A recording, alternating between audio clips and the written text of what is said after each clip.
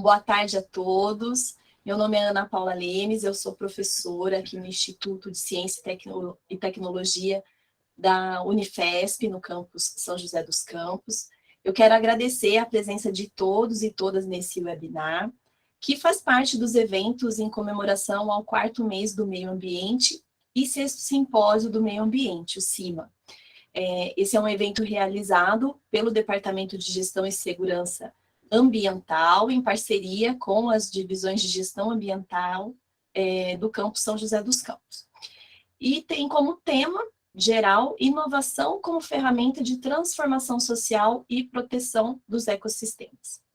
Quero dar destaque também à coordenação desse evento para a professora Maraísa Gonçalves e a professora Daniela Mas, que estão aqui participando do nosso webinar também.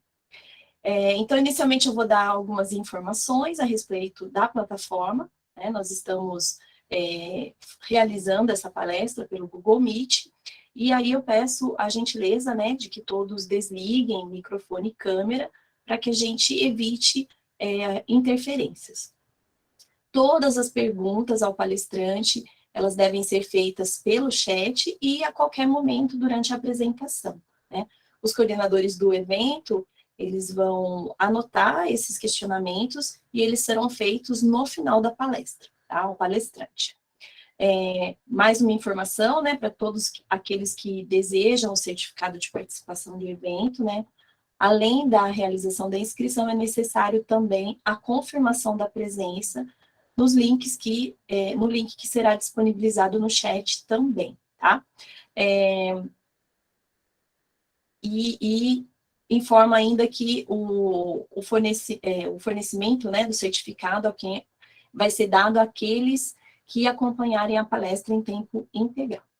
Então, dando início aqui à segunda palestra, eu tenho o prazer, né, de receber o professor doutor Ítalo Braga de Castro.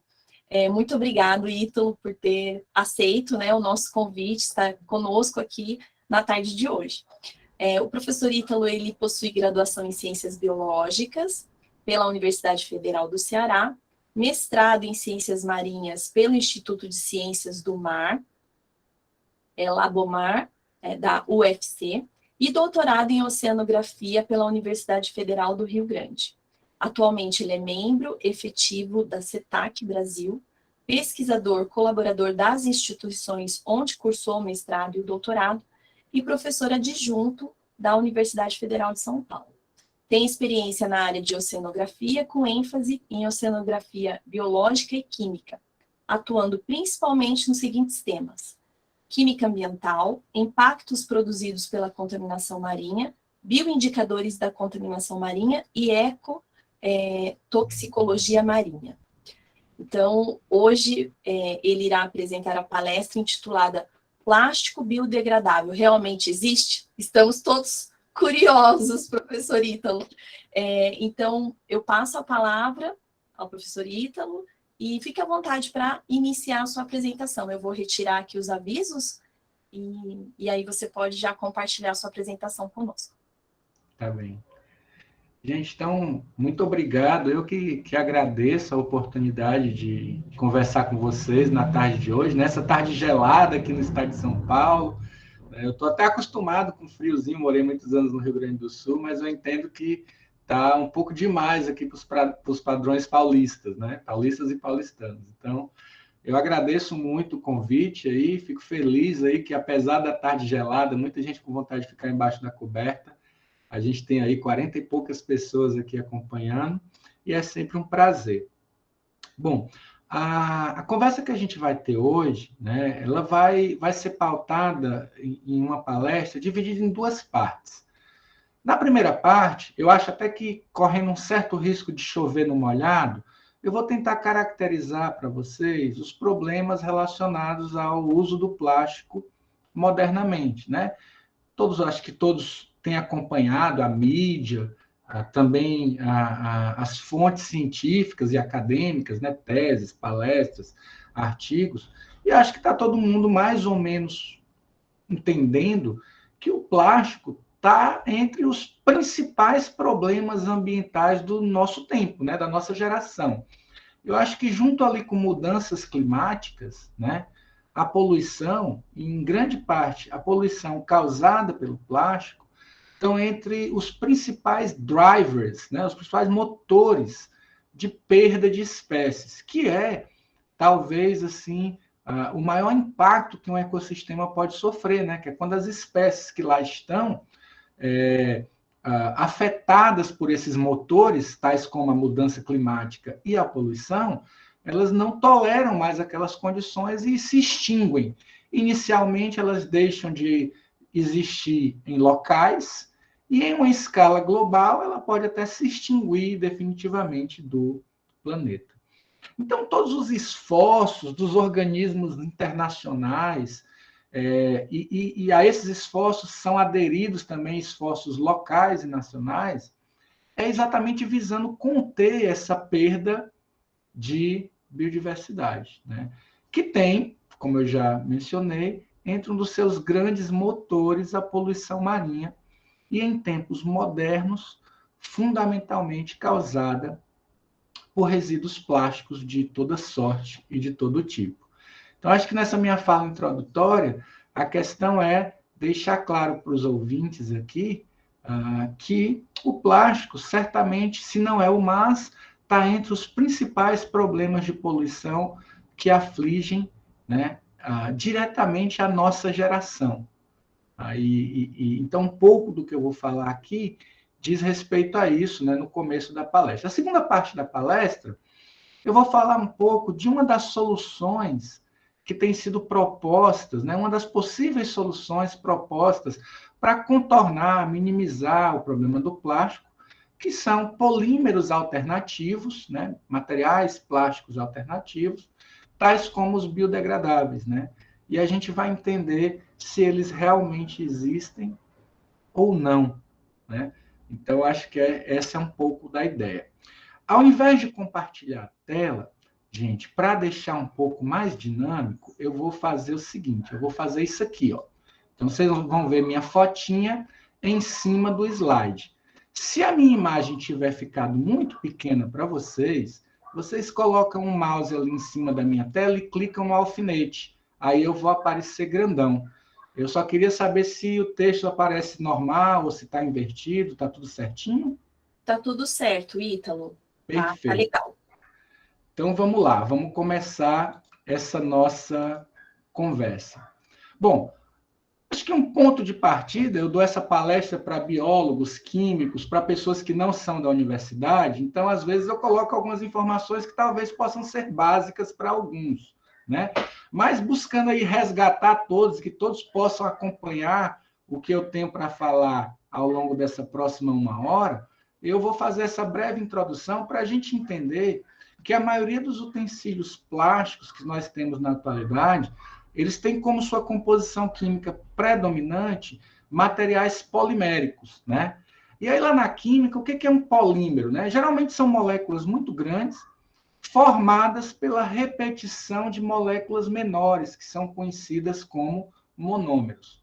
Então, a maioria dos plásticos que a gente tem aí compondo os utensílios que a gente consome, que estão presentes aí no nosso dia a dia, eles são polímeros, né, moléculas grandes, portanto, formados pela repetição sucessiva de moléculas menores como monômeros. Então, por exemplo, aqui o polipropileno é uma molécula grandona formada pela repetição de vários propilenos. Bom, e aí essa molécula grande e complexa do polímero, ela tem algumas vantagens interessantes, né? Principalmente para a indústria, como nós vamos ver logo mais, mas elas têm também uma grande persistência ambiental.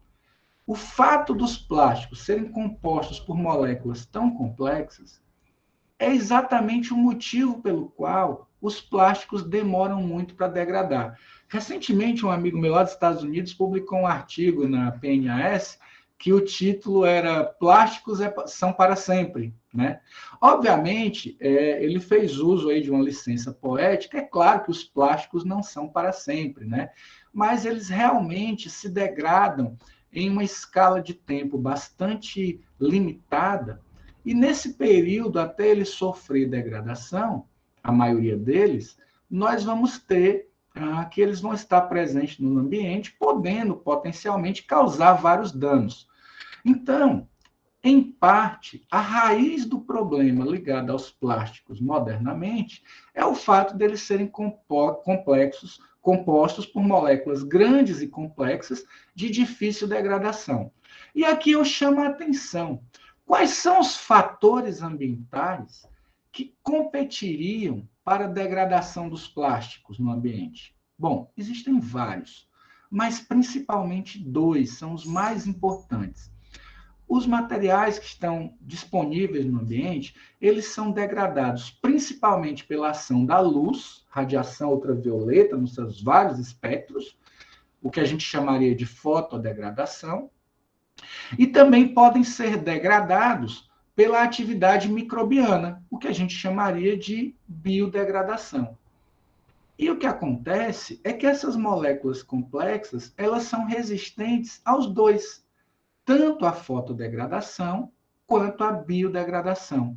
O que significa que um plástico hoje lançado no ambiente, ele permanecerá nesse ambiente por longos períodos antes de se degradar. Lembrando que a degradação é algo que a gente desejaria que o plástico sofresse, né? Em um processo de degradação completa, esse plástico seria transformado em outros materiais, provavelmente menos tóxicos, né? Como eu vou detalhar mais adiante. Mas a verdade é que desde que o Neil Backland inventou o baquelite, né, que foi um dos primeiros polímeros semelhantes a plásticos que foram usados na história da humanidade, nós começamos a entender a grande versatilidade que esses produtos têm.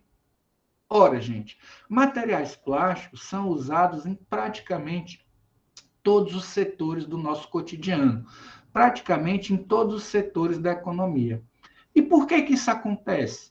Isso acontece principalmente porque o plástico ele é, muito versátil.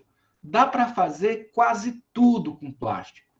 2, muito barato, né? O plástico é tão barato que a nossa sociedade moderna se dá o luxo de produzir, distribuir e vender utensílios plásticos que vão ser usados por apenas alguns segundos. Ora, explico. Você está numa reunião e você vai tomar um cafezinho num copinho descartável. Quanto tempo aquele copinho descartável é usado até que ele seja descartado? Provavelmente alguns segundos. Vou dar um outro exemplo. Você gosta de comer ali num restaurante japonês e aí você pede um delivery e ele vai mandar para você o sushi arrumadinho, todo bonitinho, numa bandejinha de plástico com fundo preto e a superfície de plástico transparente, muito bonito, apetitoso, né? Aquilo vai ser preparado na cozinha do restaurante, vai ser colocado na embalagem, o motoboy leva até sua casa, você rapidamente devora sua deliciosa refeição e em poucos minutos aquela embalagem belíssima vira lixo. Então, talvez o grande problema dos plásticos é exatamente esses utensílios que são de uso único, que são usados em um curtíssimo intervalo de tempo e já viram lixo. E aí, isso só é possível porque o plástico é muito barato. E se nós olharmos para esse gráfico, nós vamos ver que ali por meados de 2014, nós já batemos mais de 370 toneladas ano de polímeros plásticos produzidos. E considerando o que eu falei, que eles não se degradam facilmente, eu poderia dizer que a maior parte desse plástico produzido desde 1950, que é quando começa meu gráfico, eu sei que a minha foto está ali em cima da escala dos anos, mas começa em 1950, né? O grande boom da utilização de plásticos começa mais ou menos por ali, e hoje nós batemos já quase 400 milhões de toneladas. Todo esse plástico produzido ao longo de todo esse período provavelmente não se degradou, porque ainda não transcorreu de 1950 para cá tempo suficiente para que esses polímeros se degradassem em condições ambientais normais. É óbvio que uma parte desses materiais foram reciclados ou incinerados, como eu estou mostrando aqui nesse outro gráfico, que começa em 1980 e vai até 2015, né? Como vocês podem ver, lá no começo dos plásticos, né, nós tínhamos que praticamente todo ele era simplesmente descartado no ambiente. Com o passar dos anos, a indústria e os programas de gestão ambiental das cidades começaram a reciclar e incinerar. Em meados de 2015, nós temos aí que algo em torno de 60%, 65% de todo o plástico produzido ainda é descartado no ambiente. Seja descartes irregulares, seja em aterro sanitário, não importa. E uma parcela muito pequena, algo em torno de 20 e poucos por cento, é incinerado, e uma parcela ainda menor é reciclado. Ora, o melhor dos cenários seria que a gente ampliasse a parcela de plástico reciclado, porque aí você estaria dando um novo uso ao material que deixaria de ter um ciclo de vida tão curto e gerando, portanto, tantos problemas ambientais. Mas essa não é a realidade, né? E essa realidade, ela se agrava ainda mais nos países ricos. Prestem atenção, né? Se você olhar aí países como Estados Unidos e alguns países da Europa, você vai ter que as pessoas nesses países consomem até meio quilo de plástico por dia. Parece pouco, gente, mas é meio quilo de plástico por dia por cada habitante. Multiplica isso por 280, 200 e tantos milhões no Brasil, 350 milhões nos Estados Unidos, perto de 1 bilhão na Europa, né? 1 bilhão na Ásia, 1 bilhão na Índia. Né? É um volume assustadoramente alto de materiais poliméricos, de materiais plásticos, que estão sendo usados e descartados diariamente pela população. Né? E estudos têm mostrado que o uso de plástico ele aumenta de acordo com a renda no país. Então, países mais ricos, como você vê, o hemisfério norte ali está majoritariamente verdinho, né? Países mais ricos têm uma utilização per capita de plástico muito mais abrangente, muito maior do que países pobres. Tá? E aí esses países acabam puxando essa média da produção global, né? E não necessariamente, mesmo nesses países, se recicla ou se incinera dentro de percentuais que pudéssemos considerar razoáveis. Né? Então, isso vai gerando um passivo ambiental gravíssimo com o qual nós estamos tendo que lidar. Tá? Se a gente pegar pelo setor econômico, né, nós vemos que o setor de embalagens, que é um setor onde a vida útil do material é extremamente curta, né, ele representa mais que o dobro do segundo colocado, que é o setor de construção civil, né, seguido pelo setor têxtil, transporte, aditivos e eletroeletrônico. Mas você vê que o setor de embalagens é o maior consumidor da maior parte desses plásticos que são produzidos a uma média de já quase 400 milhões de toneladas por ano. Né? Note que, considerando que a maior parte desses materiais é usado pelo setor de embalagens, uma boa parte deles é perfeitamente evitável. Né? Uma boa parte deles se enquadraria naqueles utensílios plásticos de uso único que nós poderíamos, em muitos casos, substituir, né? Ou evitar o seu uso. Bom, e aí o que acontece? Com todo esse material sendo utilizado e apenas uma pequena parte sendo reciclada, as grandes cidades do mundo se tornaram fontes de plástico para os oceanos. O oceano ele é particularmente preocupante quando a gente pensa no plástico, porque como o oceano é um compartimento do ambiente que é móvel, né? Você tem correntes, você tem marés, já vou mostrar outra imagem que detalha isso melhor, você tem a possibilidade desse plástico ser distribuído globalmente, né?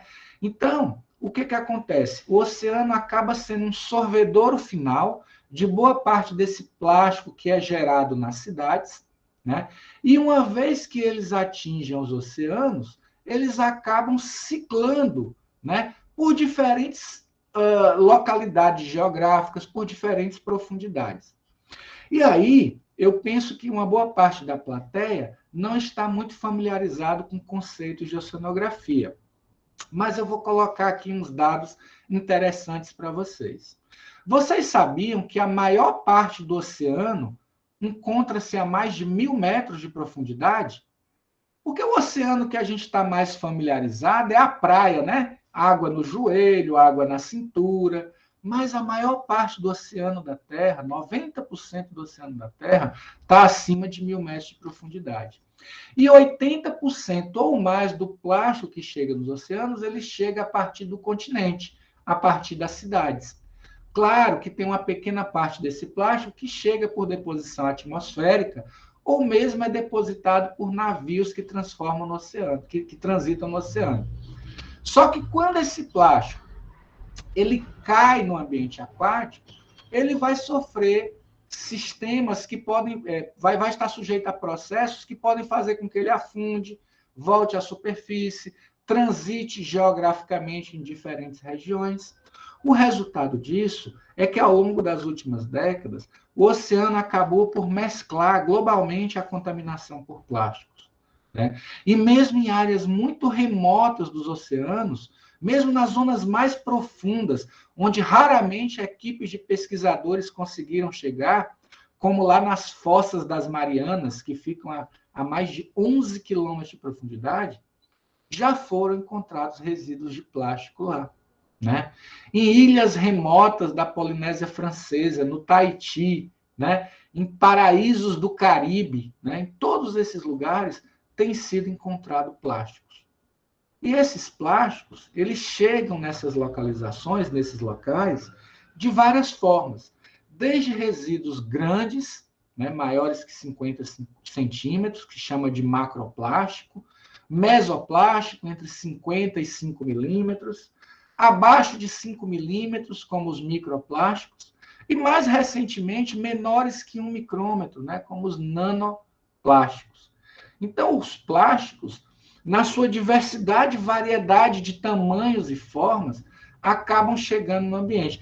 Ainda é importante ressaltar que alguns desses plásticos já chegam no ambiente sob a forma de micro, principalmente aquelas microesferas usadas em algumas pastas de dente, em alguns cremes esfoliantes, que ainda bem já estão praticamente banidos da maior parte da indústria cosmética mundial, embora tenha algumas empresas que ainda usam.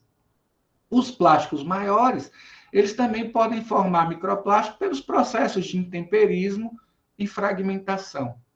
O fato é que um estudo recente, utilizando tecnologia de satélites, mostrou que a maior parte dos oceanos globais, como vocês podem ver aqui em laranja, está coberto de partículas que estão entre 0,3 e 4,75 milímetros.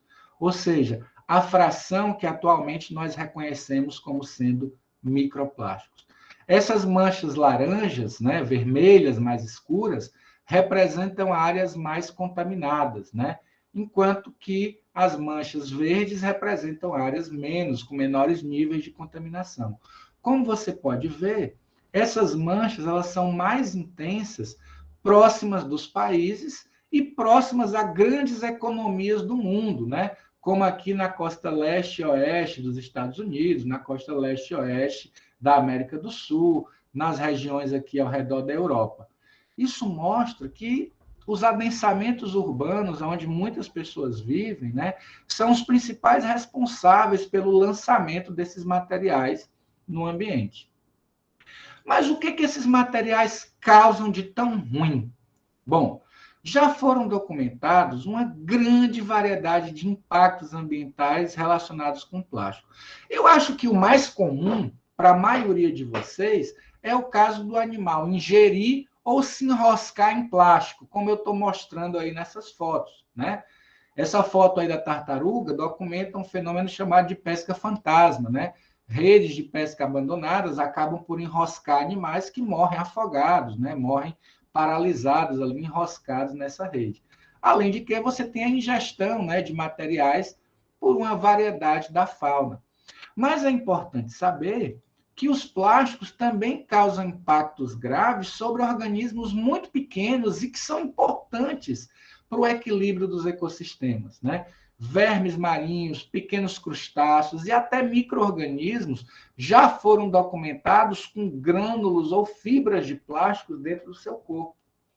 E entre os efeitos que esse plástico pode causar, já foi documentado mortalidade, más formações durante o desenvolvimento embrionário, atraso ou retardo de crescimento, danos ao aparelho reprodutivo e à reprodução, estresse oxidativo, entre outros, né? Eu pensei aqui apenas os principais, porque não dava tempo para ficar falando de todos.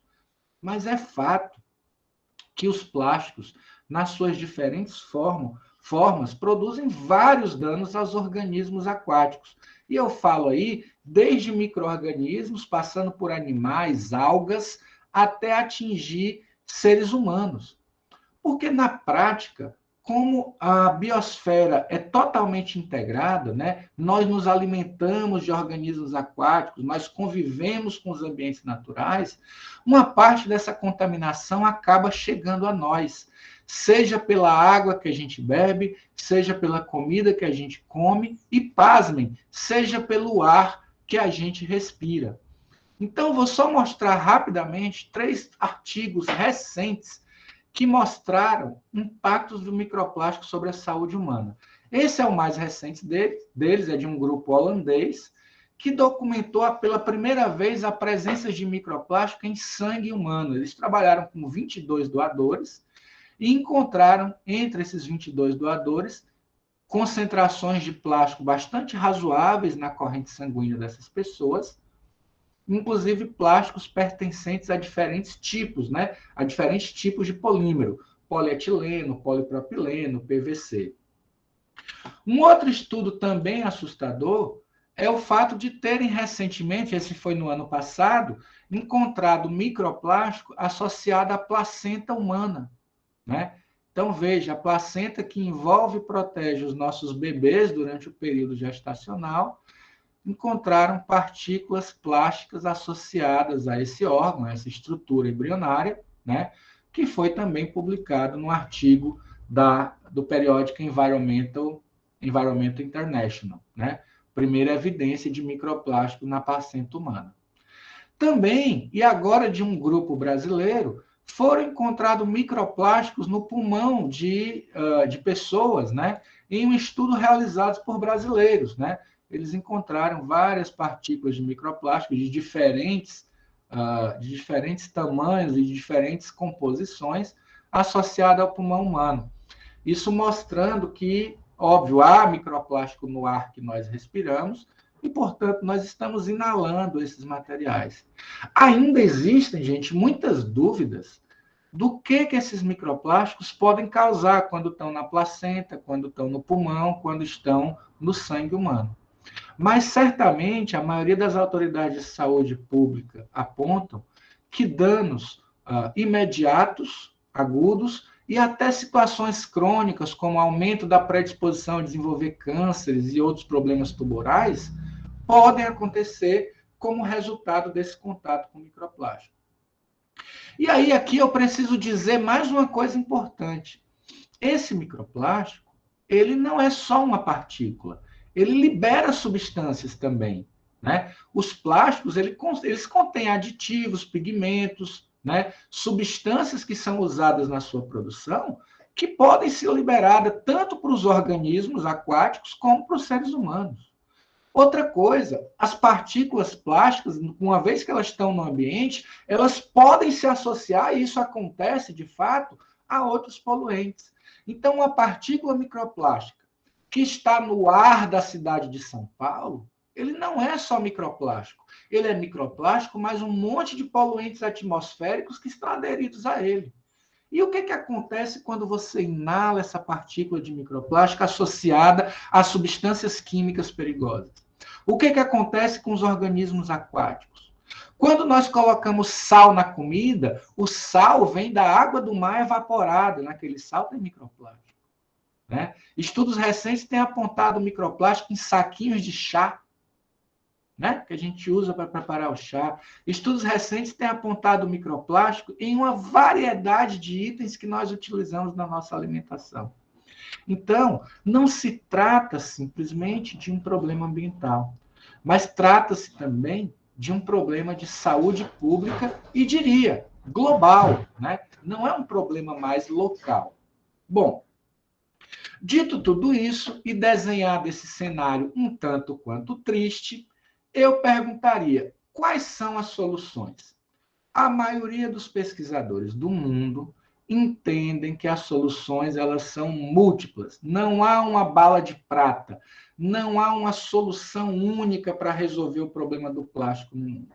A solução passa por uma gestão participativa, inteligente e integradora. E quando eu falo integradora, eu estou falando da sua família, do seu bairro, da sua cidade, do seu país, do seu planeta.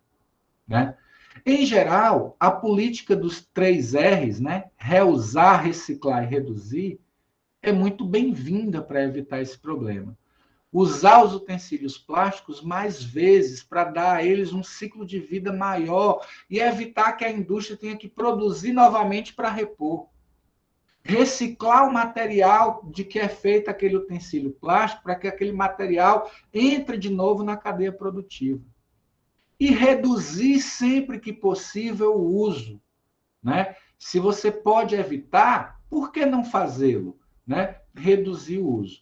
Só que quando a gente pensa nessas estratégias, é muito comum que venha à nossa mente a palavra substituir. Ora, na medida do possível, seria legal substituir os utensílios plásticos por utensílios feitos de materiais mais duráveis, tipo vidro, tipo metal, tipo madeira. Né? Lembrem, a revolução industrial dos plásticos nos afastou dos utensílios de madeira, dos utensílios de vidro, dos utensílios de metal. Por quê? Por um motivo muito simples, porque o plástico é cômodo, né? Olha que chato para algumas pessoas eu ter que ir para a festinha levando meu próprio canequinho de água reutilizável, né? Tenho que levar aquele trambolho ali, é uma perda de comodidade. E exatamente de olho nisso, a indústria começou a propor materiais alternativos que pudessem ser sustentáveis, mas também pudessem ser descartáveis. E aí, além do quesito substituição por materiais duráveis, surgiu a ideia da substituição por plásticos mais verdes, vamos dizer assim, plásticos mais sustentáveis, plásticos ecologicamente corretos, né? E, obviamente, tudo isso, o reusar, o reciclar, o reduzir, o substituir, tem que ser gerenciado. E quando eu falo gerenciado, é gerenciado por políticas públicas globais, nacionais, estaduais, municipais, né? E até gerenciado por regras de conduta e ética que cada cidadão pode passar a adotar. Mas o meu ponto aqui, precisamente, é a substituição dos plásticos convencionais por polímeros alternativos, né? Ditos biodegradáveis, compostáveis, plástico verde, bioplástico, biopolímero. Quem de vocês nunca viu algum desses selos associado a produtos que são vendidos nos supermercados, até do Brasil, né? Produto 100% biodegradável, produto eco-friendly, produto go green, compostável, oxobiodegradável, né? São termos que muitas vezes a gente não entende, mas eles são colocados em verde, olha a malandragem aí, né? São colocados em verde nos rótulos e atrai aquele consumidor menos atento, mais distraído. Vamos pensar. Eu sou um cara, pesquisador da área de plásticos, e eu adoro fazer uma festinha na minha casa. E aí eu costumo convidar 20, 30 pessoas no final de semana, eu faço um churrasquinho, tarará. Só que ninguém gosta de lavar a louça, né? Então você imagina, 20, 30 pessoas, um pratinho para cada, talherzinho de plástico para cada, copinho de plástico para cada, porque eu não quero lavar essa louça toda. E aí eu sou um cara com a mentalidade sustentável, eu vou lá no supermercado comprar os pratinhos, os talheres, né, os copos para minha festinha do final de semana. E aí eu vejo uma embalagem com um selo desse. Aí eu, ora, eu vou estar sendo sustentável, porque isso aqui é biodegradável, e ao mesmo tempo não vou ter o trabalho de lavar a louça. Que legal, vou comprar. Mesmo sendo um pouco mais caro, eu estou disposto a pagar mais por esse produto que me oferece, em contrapartida, um benefício que não é para mim, mas é um benefício ambiental. O que é que eu penso? Depois eu posso colocar esses copinhos, esses pratinhos e esses talheres no lixo e eles vão se degradar rapidamente, não vão entupir o nariz da tartaruga, não vai matar a baleia com lixo no estômago, porque vai se degradar, vai desaparecer. Ora, para a maioria de nós, é isso que esses selos estão dizendo. Mas eu perguntaria, será que isso é verdade? Será que é sempre verdade? Será que a gente pode confiar nesses selos? Será que o governo está fiscalizando? A prefeitura está fiscalizando? Né? Será que é confiável mesmo? Será que isso é realmente sustentável? O que são esses polímeros? Né? O que são esses materiais alternativos? Então, eu tento explicar um pouco o que são esses materiais alternativos nesse diagrama. Né? Em vermelho, vocês veem aí o que a gente chama de plásticos convencionais, produzidos, a maior parte deles, a partir de petróleo. Recentemente, se passou a utilizar plásticos exatamente iguais àqueles produzidos do petróleo, só que são produzidos por outras rotas. São chamados de biopolímeros, bioplásticos ou plásticos verdes. Mas preste atenção, esses plásticos aqui são exatamente o mesmo, tá vendo? É o PE, polietileno, é o PET, né? O polietileno teraftalato, é o polipropileno, são exatamente os mesmos. A diferença é que eles são produzidos não a partir do petróleo, eles são produzidos a partir de uma matéria-prima que é renovável. Mas isso não significa que jogá-los no ambiente eles vão se degradar. Eles são compostos exatamente do mesmo material e, em tese, vão sofrer exatamente o mesmo processo.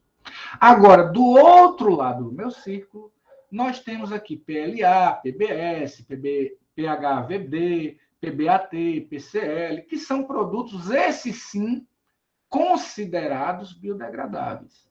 Esses aí, em tese, e depois a gente vai discutir se isso é verdade, quando são lançados no ambiente, eles devem se degradar. Né? Bom, então esclarecida a diferença entre polímero verde, bioplástico, biopolímero e plástico biodegradável, vamos pensar um pouquinho, né? Deixa eu só passar esses aqui, vamos pensar um pouquinho nesses problemas. Até eu trago alguns exemplos aqui. Ó. Eu tenho uma garrafinha de um iogurte muito famoso, eu não vou dizer o nome para não ser processado pela empresa, né? Mas de um iogurte muito famoso nacionalmente, tal, né? Até ajuda a flora intestinal e tal, que recentemente adotou essa embalagem aqui chamada de Go Green. Essa embalagem ela é feita de polietileno, assim como aquelas feitas de petróleo. A única diferença é que a rota de produção é diferente. Então, não se engane. Esse selo Go Green não significa que você pode jogar a garrafinha no mar ou no lixo comum, né? sem submetê-la à reciclagem, porque esse material aqui não degrada. Né? E o que seria, então, a degradação? A degradação é um processo químico complexo, gente. Mas, para resumir, eu quero dizer que no final de um processo de degradação completo, deveria acontecer com plástico mais ou menos o que acontece com a folha de uma árvore quando cai na água. Né? Ela vai ser decomposta por ação dos raios solares, vai ser decomposta por ação dos micro-organismos, e ao final do processo de degradação, ela vai originar CO2, água, metano e algum resíduo de biomassa, a depender se a degradação é aeróbia ou anaeróbia. Isso acontece com plástico? Essa degradação, tal como acontece com a folha de uma árvore, será que acontece com plástico? Principalmente aquele plástico que você compra lá no supermercado escrito 100% biodegradável? Porque Até onde eu saiba, 100% biodegradável é a folha de uma árvore, é um cadáver de um animal. Esses são 100% biodegradáveis. Mas será que isso vai acontecer com esse plástico? Vamos descobrir. Um outro aspecto que é importante ter em mente é que essa indústria do plástico verde, e aí eu chamo de plástico verde os biopolímeros ou bioplásticos e também os biodegradáveis, ela está crescendo. Em 2015, ela representava 2% do mercado de plástico. Hoje representa 5%. E se estima que até 2030, tá aí, gente, daqui a 8 aninhos, ela vai ser 40% do mercado global de plásticos, abocanhando uma fatia de 324 bilhões de dólares por ano. Isso são dados da European Bioplastic, né? Então, peraí, a maioria dos plásticos que eu vou encontrar, ou mais ou menos 40%, melhor dizendo, dos plásticos que eu vou encontrar no supermercado em 2030, serão plásticos verdes, ou bioplástico, ou plástico compostável, ou plástico biodegradável. E aí, gente, em algum momento a gente tem que entender se isso é verdade, né? É a pergunta de $1 milhão dessa palestra. Eu trago aqui outro exemplo, a embalagem de margarina, que ganhou até uma medalha de ouro. Ela é feita de PLA, o poliácido láctico, que é um polímero compostável, né? Essa ganhou até um prêmio de sustentabilidade. O PLA, né, durante muitos anos aí foi tido como um plástico biodegradável, ganhando inclusive prêmios de sustentabilidade. Bom, colocado esses aspectos, eu acho que eu preciso colocar a pulga atrás da orelha de vocês, em 3 questões. Primeiro, esses plásticos que estão sendo ditos para mim, vendidos para mim como se fossem biodegradáveis, tem sido feita alguma avaliação séria sobre a sua degradação? Para ter certeza que eles se degradam num ambiente natural, real? Quando esses plásticos chegam no ambiente, eles causam toxicidade? Será que eles formam microplástico também? Será que eles causam alguma toxicidade quando se degradam? Impactam os organismos? E mais que nada, será que a rotulagem é confiável? Será que eu posso confiar no que eu vejo escrito no produto, no rótulo do produto lá no supermercado? Será que não está havendo propaganda enganosa, falsas alegações? Então, nos últimos anos, o meu grupo de pesquisa tem se dedicado a investigar um pouco esses aspectos. E nós começamos pegando vários tipos de plástico, o PLA, lá daquela embalagem de margarina, sacolinhas plásticas do Brasil, dos Estados Unidos e do Canadá, as maiores economias das Américas. Nós pegamos sacolinhas, copinhos, utensílios que eram vendidos como se fossem biodegradáveis. Estava todos nele, todos estava escrito biodegradáveis. E aí nós colocamos esses materiais dentro de um ambiente marinho simulado, montado em aquários aqui no meu laboratório, a 20 e poucos graus, e deixamos eles dentro d'água submersos por 6 meses. E a cada 45 dias a gente retirava uma parte dos plásticos para avaliar se eles estavam ou não sofrendo degradação. O resultado desse estudo foi publicado nessa revista, Journal of Hazardous Materials, né, a revista dos materiais perigosos, né, mostrando que isso realmente não acontecia. Eu fiz várias análises, eu trago aqui só a microscopia eletrônica. De todos os itens analisados, dos 6 itens analisados, apenas um mostrou evidências ainda iniciais de degradação após 6 meses. Quero lembrar a todos os ouvintes aqui que todos esses materiais estavam sendo vendidos como biodegradáveis, tá? E deles apenas uma amostra sofreu algum grau de degradação inicial depois de 6 meses na água do mar. Ora, se ele passa mais de 6 meses para se degradar, já é um problema, porque é tempo suficiente para conviver com os organismos e causar danos ambientais. Concordam comigo? Né? Então, aqui a gente descobriu uma grande fake news, para usar um eufemismo dos tempos modernos, né? na indústria de plástico, porque todos rotulavam seus produtos como biodegradáveis, né? Além disso, a gente detectou muitos casos de falsas alegações, que no caso aí do plástico é chamado em inglês de greenwashing, lavagem verde. O que é isso? É quando a empresa, para atrair o consumidor, eu já disse para você que o consumidor com mentalidade sustentável, ele está disposto a pagar mais. Então, o que a empresa faz? Se pinta de verde. Diz que seu produto é biodegradável, é go green, é eco-friendly, é compostável, para vender mais, para atrair aquele consumidor, né? Então, nós detectamos casos de greenwashing em vários setores do plástico. E eu trago aqui um único exemplo, que são os canudinhos.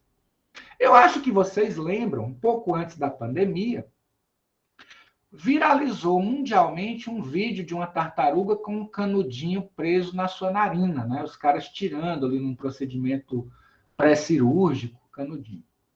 Isso motivou movimentos globais, no Brasil também, proibindo o canudinho. E aí, o que aconteceu?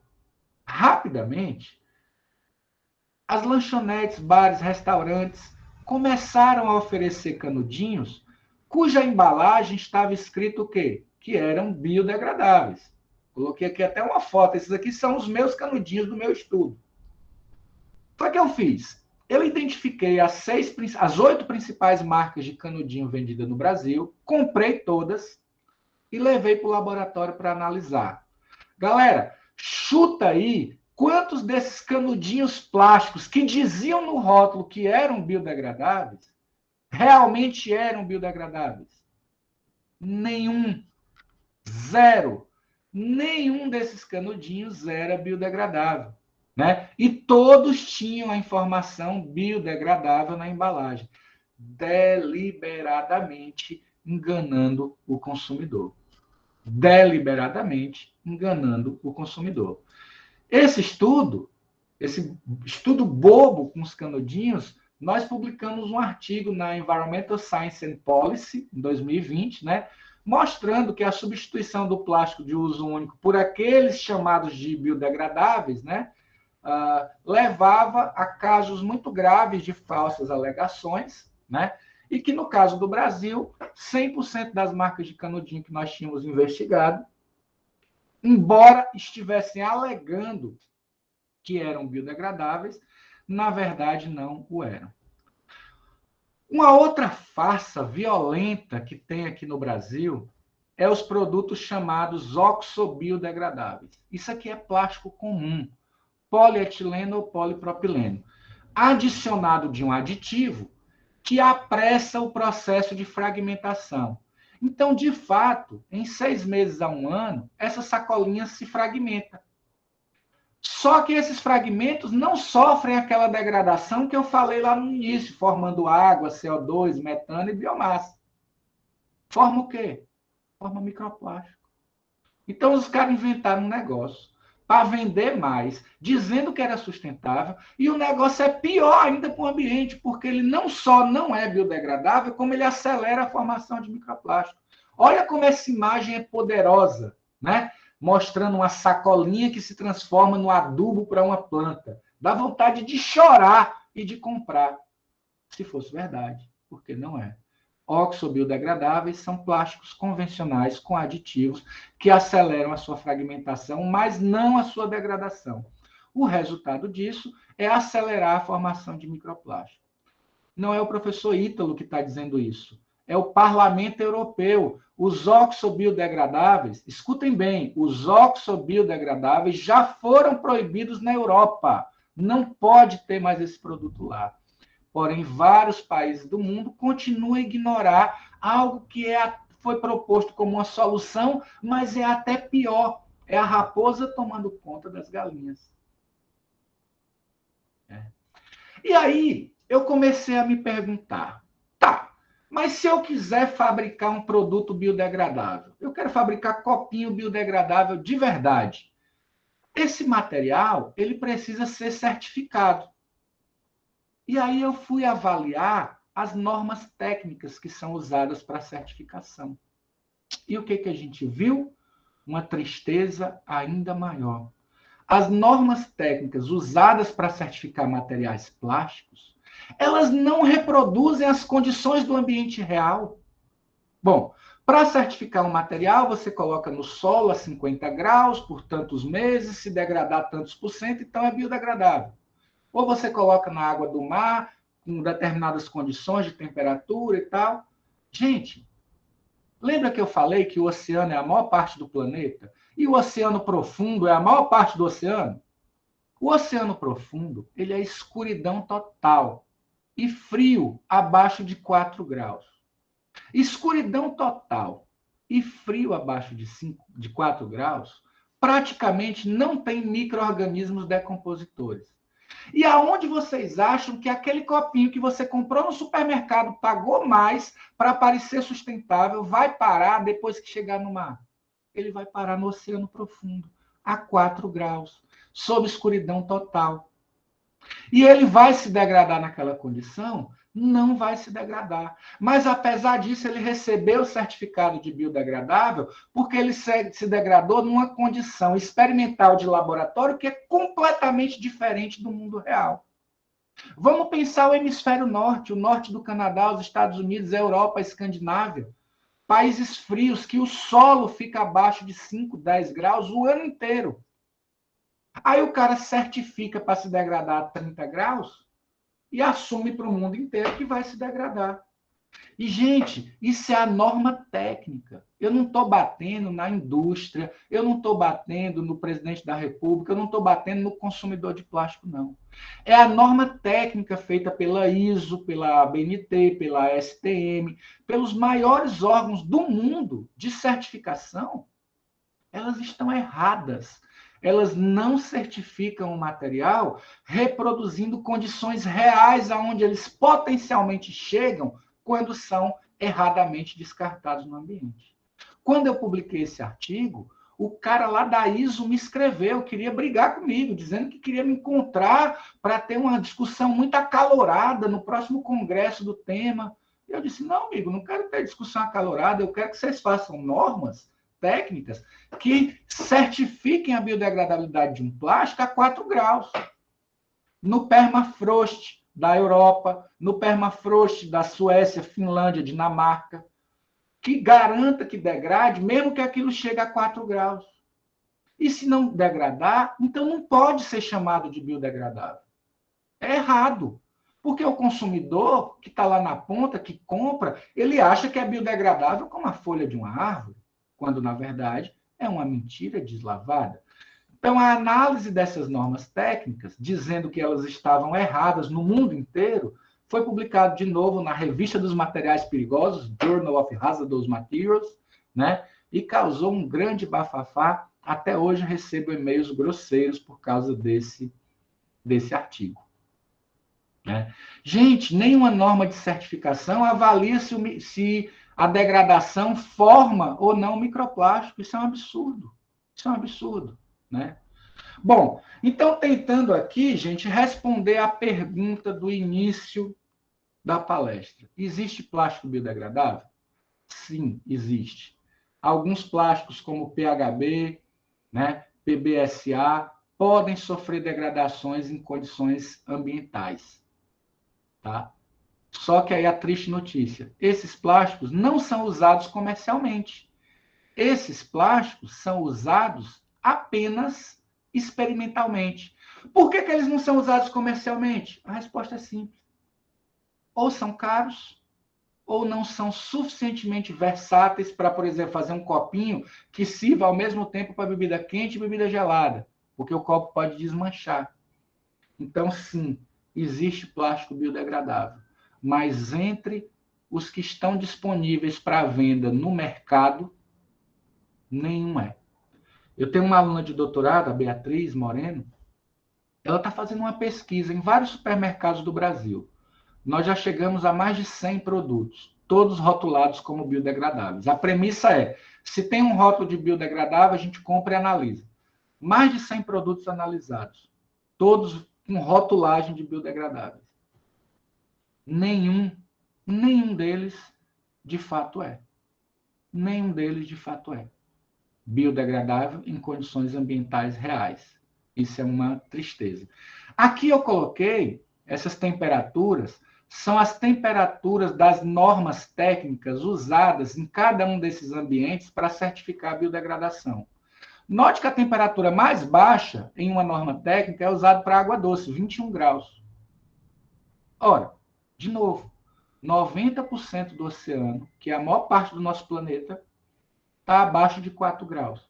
Uma norma de 21 graus de temperatura vai ser reprodutível a 4 graus?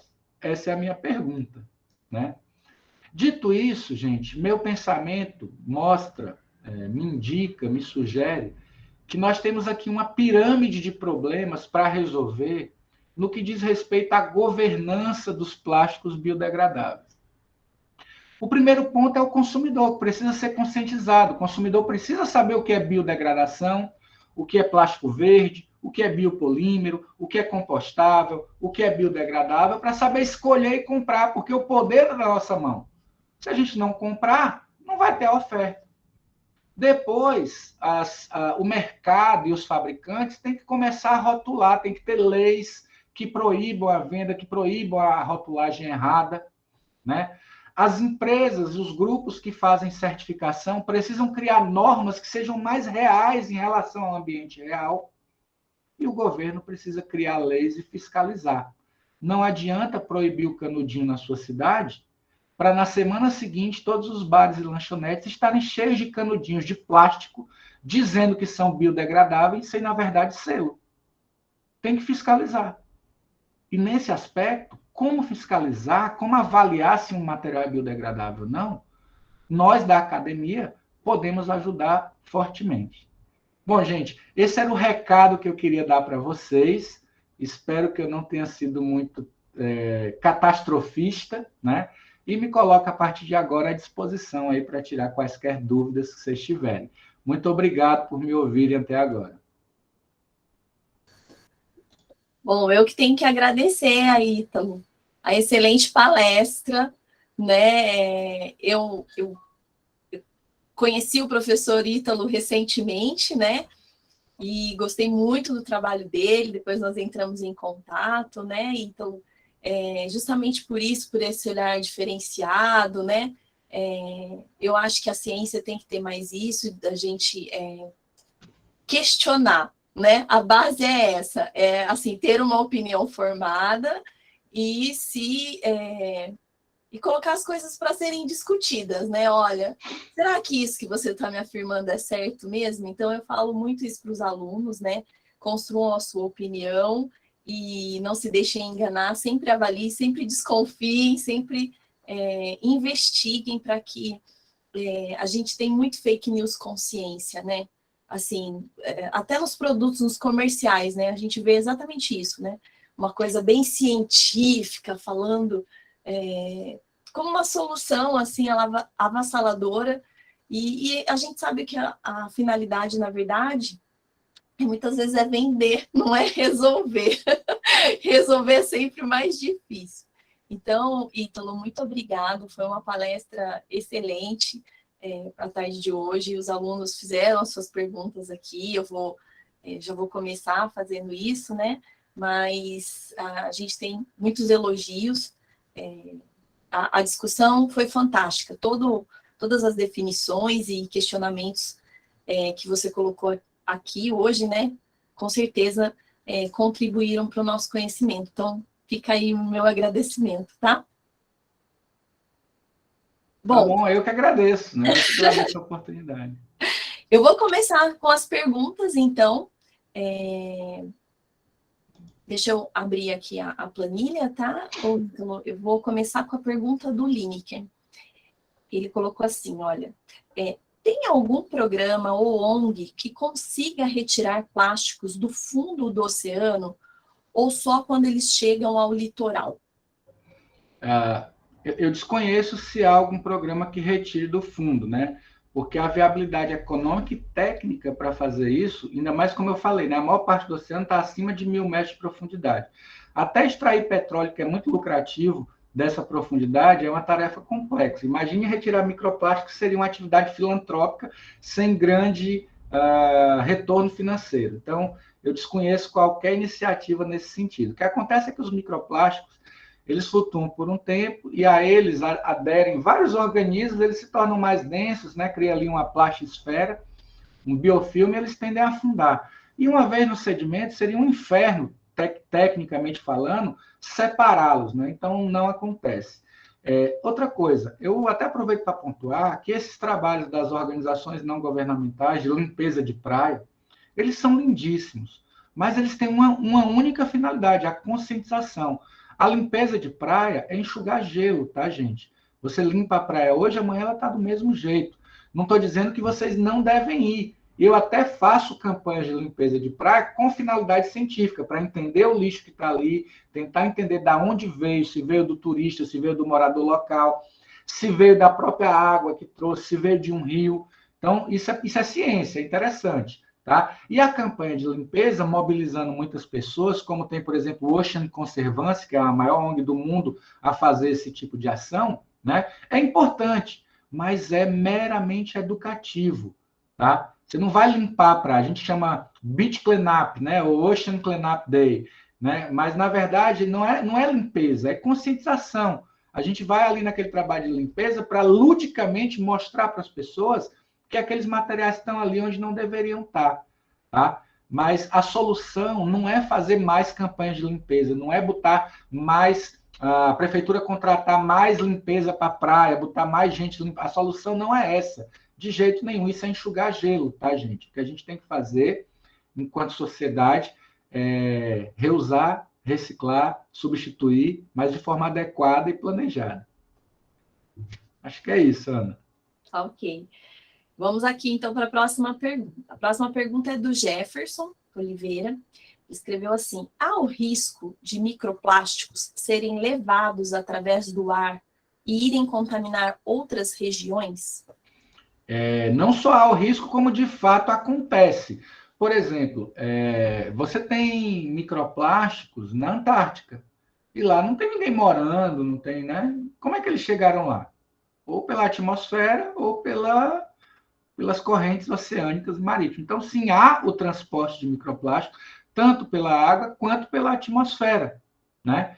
E eles podem, inclusive, contaminar locais que são limpos.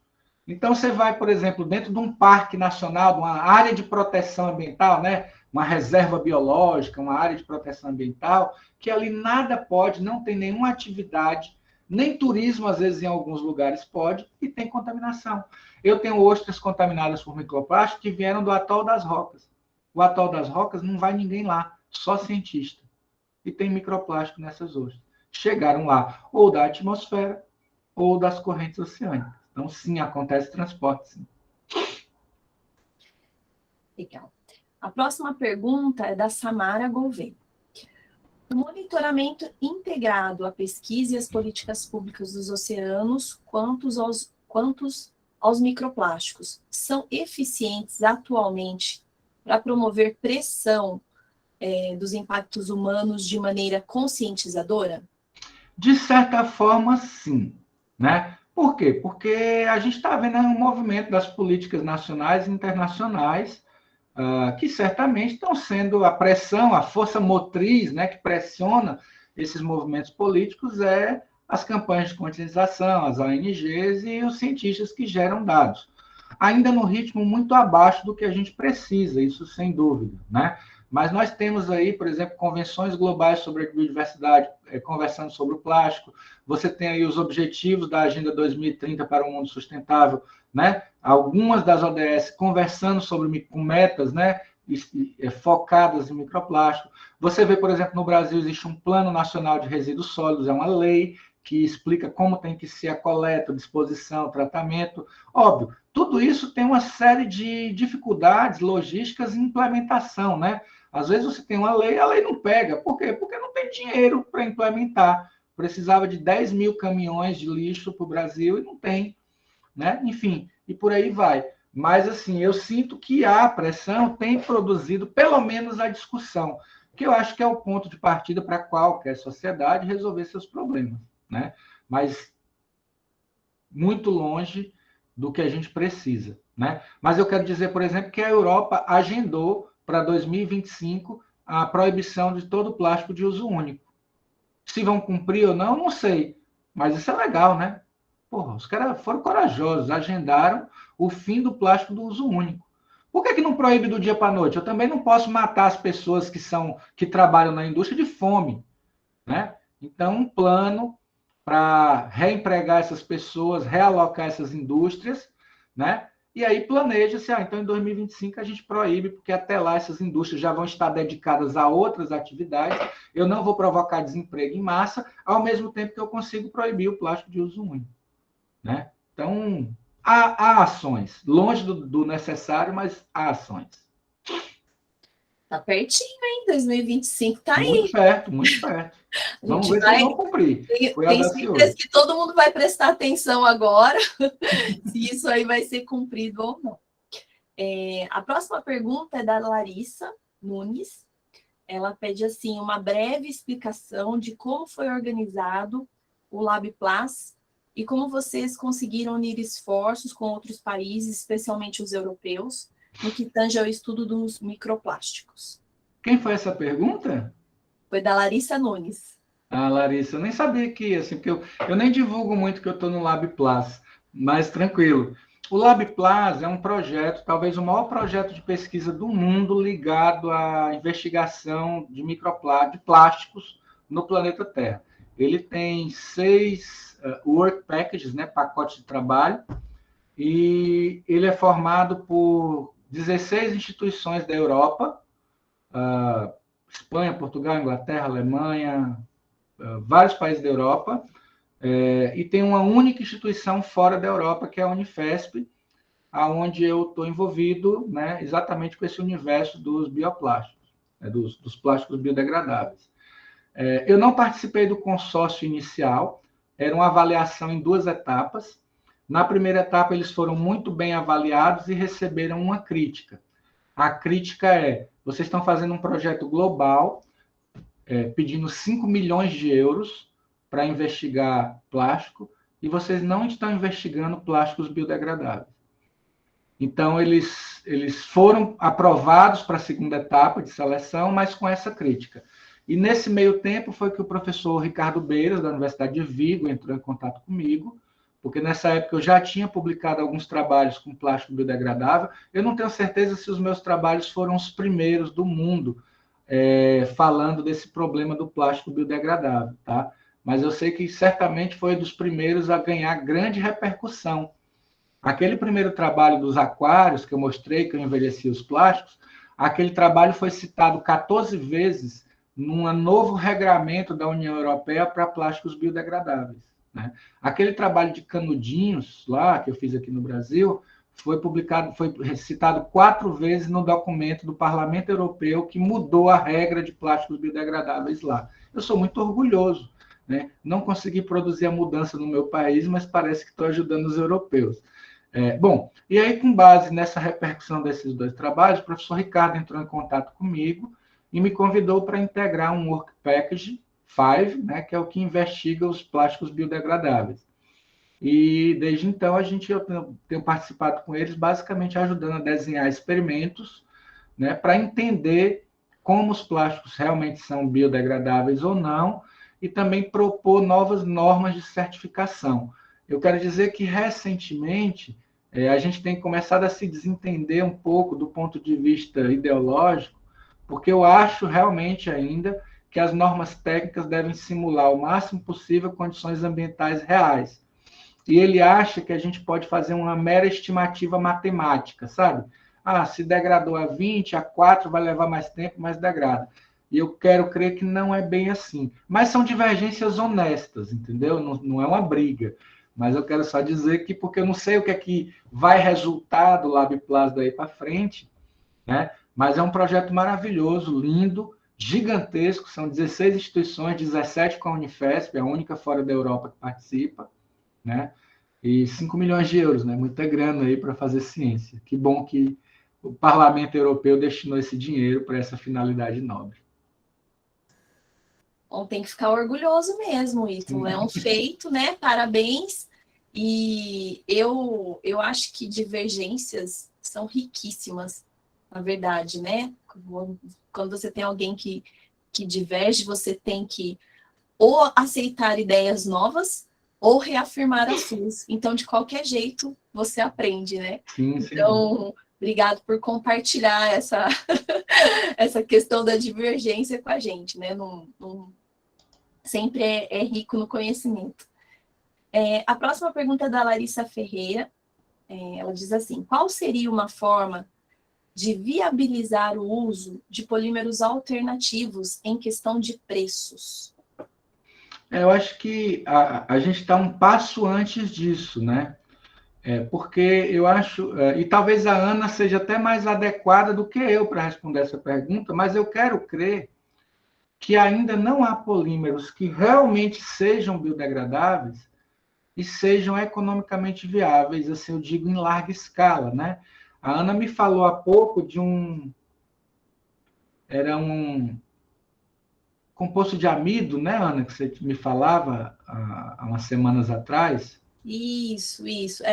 Hoje, assim, né, o mais economicamente viável é o amido termoplástico, né? Amido termoplástico. Isso, porque ele tem, né, uma produção de amido, né, em larga escala, um preço mais competitivo. Mas eu desconheço a degradabilidade desse material em ambientes reais. Eu pretendo usar esse material, amido termoplástico, em experimentos para ver se ele realmente se degrada. Vou botar na água do mar, né? É o que eu faço. Quer saber se degrada? Eu penduro meus pedacinhos de plástico dentro do mar e fico mergulhando de 30 em 30 dias para recolher um pedacinho para ver o que aconteceu, né? Assim, simplificando muito meus experimentos, é isso. Eu devo fazer isso com amido termoplástico em breve também. isso, vou mandar vários dos meus plásticos aí para o professor Ítalo testar. Mas fechando a pergunta, acho que da Larissa, né?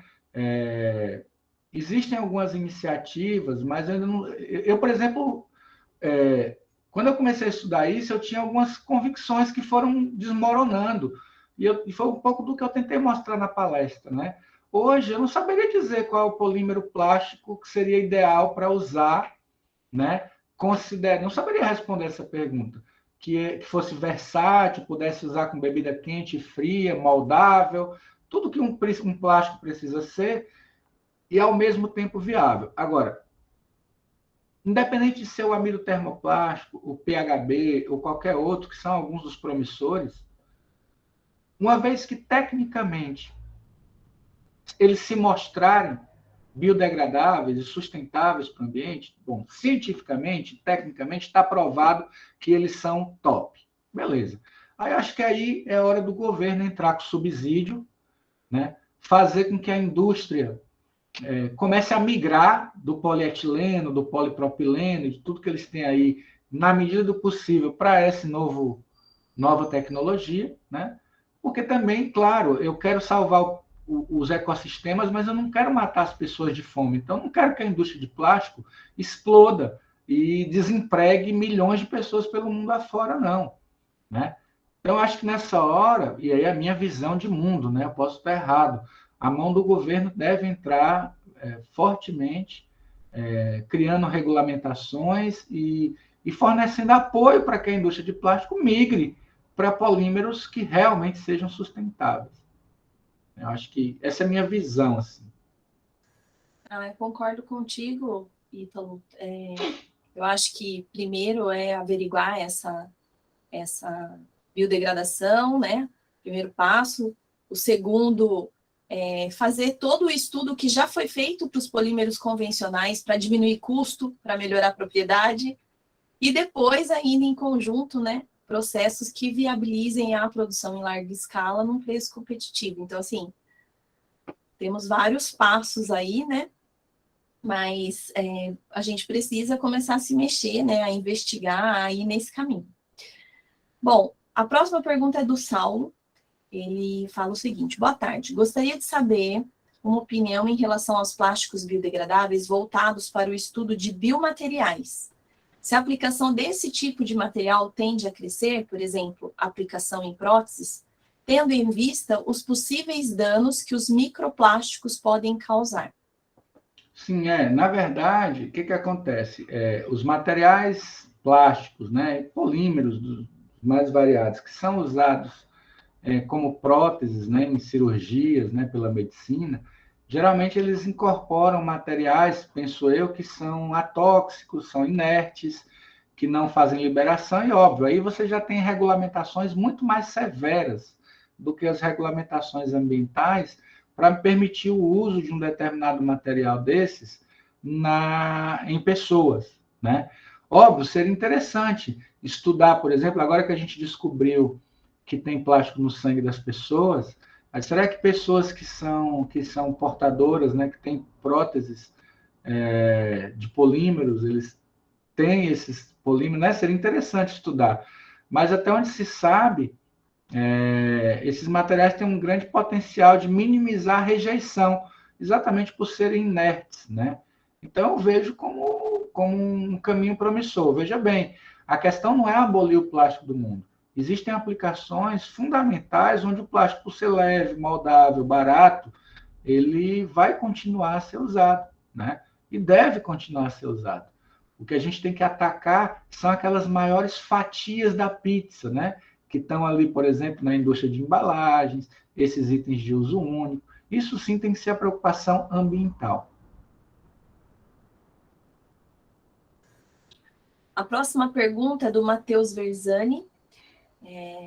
Vou ler aqui. Sempre me foram apresentados métodos corretos de descarte e utilização de plástico no que diz respeito principalmente a macroplásticos. Como consumidor, existem medidas que possam evitar a emissão dos microplásticos especificamente? Ou as medidas tomadas em embalagens e usos comuns já são suficientes para esse problema? De um modo geral, as medidas que a gente é educado, né, separar, né, enfim, a destinação separada, são suficientes. Agora, óbvio, cuidados com esses vazamentos é sempre importante ter. Vou dar um exemplo meu, bem cotidiano, certo? Eu moro em casa, não moro em apartamento, e eu tenho uma churrasqueira aqui. E ali na minha área de churrasqueira fica algumas caixas de isopor, onde gela bebida e tal. E aí, vez por outra, eu lavo ali com um VAP, né? O VAP é aquela pressão de água, e um belo dia o jato do VAP bateu no isopor e gerou um monte de pequenas partículas de isopor que se espalharam assim na minha garagem, né? E eu desesperado tentando juntar para evitar, porque ali sim seria muito difícil de catar, porque eram partículas pequenas, né? Então, óbvio, acho que evitar atividades assim o máximo possível que evitem a geração do microplástico, na medida que você é o responsável por gerenciar esses macroplásticos, né? Óbvio que eles vão se formar de qualquer forma no ambiente a partir dos processos naturais de fragmentação, né, que envolvem radiação solar, interação com o ambiente, movimentos, no caso da água do mar, né? Mas eu acho que uma destinação adequada já poderia minimizar substancialmente. Tem um outro aspecto importante, né, que eu tenho pensado bastante nele.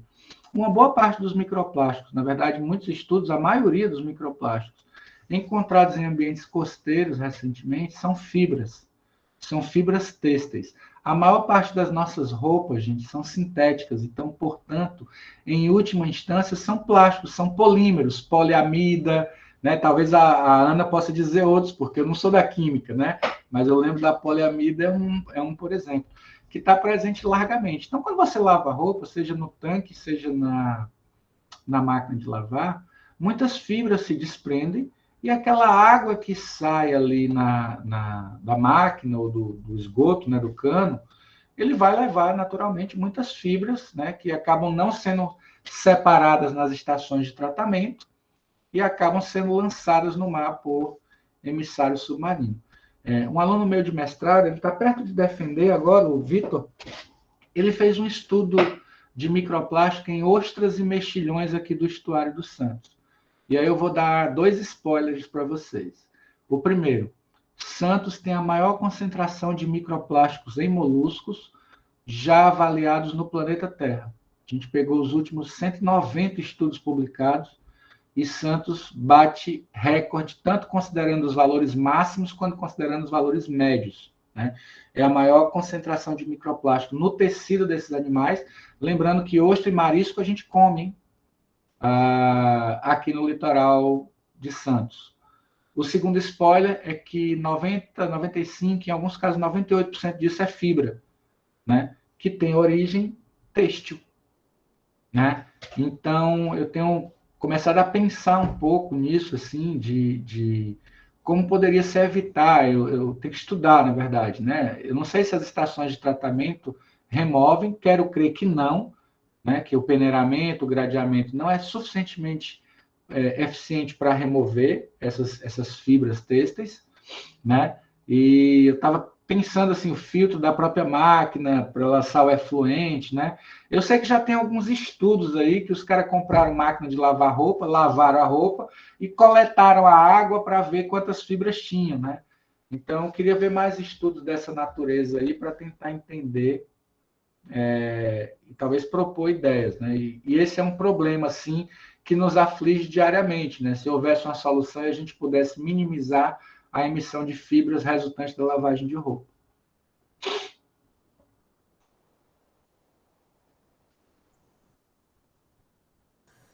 A próxima pergunta é da Ingrid.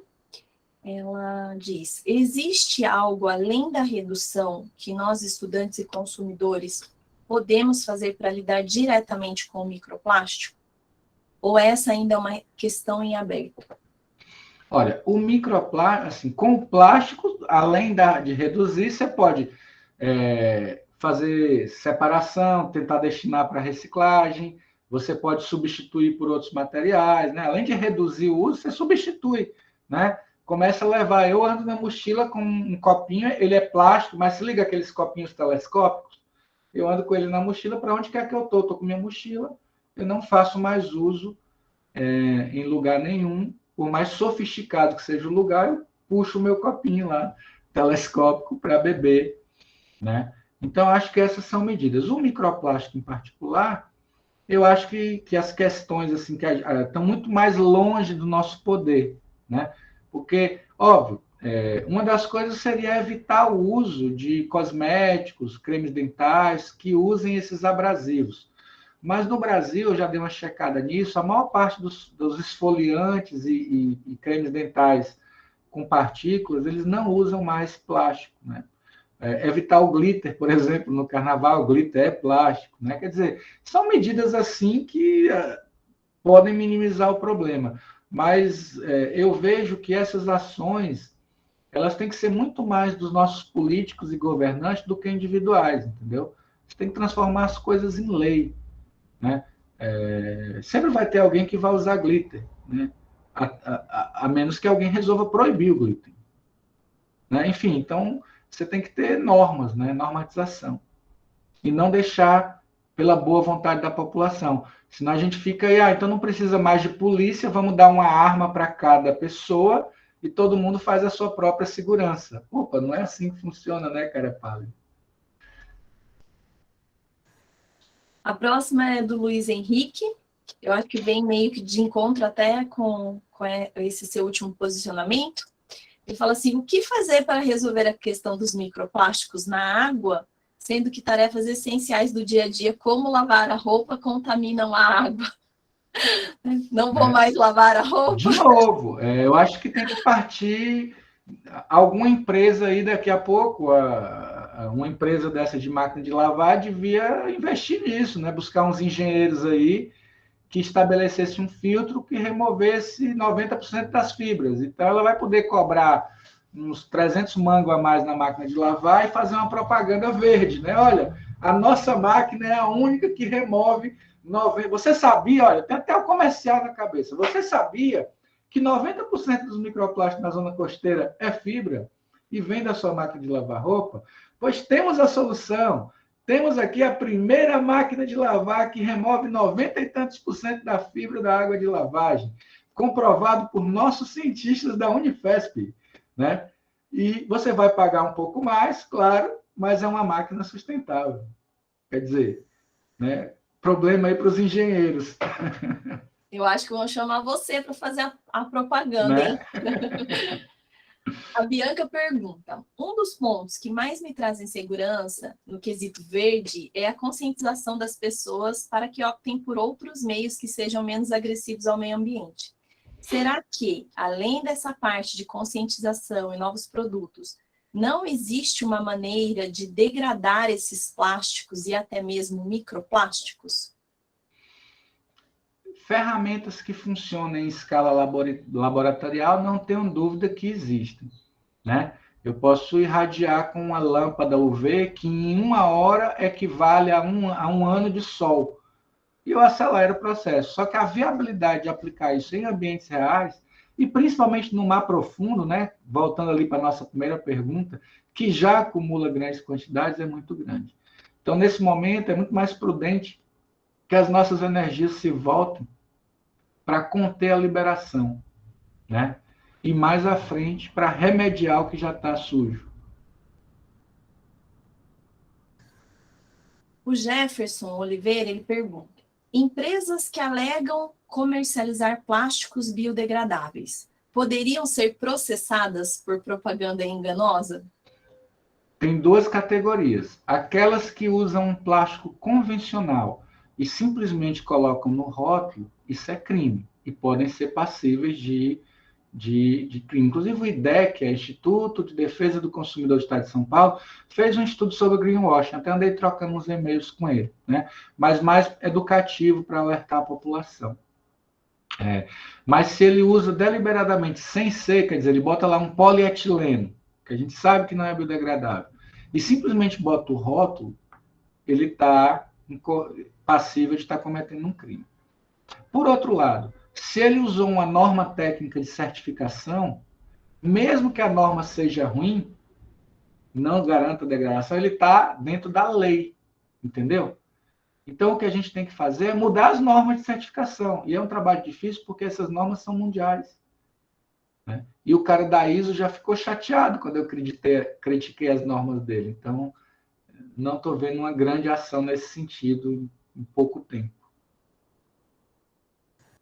Tem a pergunta aqui da Flávia Pereira. Ela pergunta assim: qual o tamanho específico para ser considerado microplástico? Abaixo de 5 milímetros. 5,1 até 50 é mesoplástico. De 50 para cima é macroplástico. Abaixo de 1 micrômetro é nano. Bom, eu estou dando a classificação que eu adoto, tá? Tem algumas discussões na literatura que mudam um pouco isso que eu falei, mas praticamente todas são unânimes em dizer que abaixo de 5 milímetros é microplástico. Tem a pergunta aqui do... A gente já está acabando, tá? Então, estou nas últimas... Fica tranquila. Estou nas últimas 3 perguntas aqui, tá?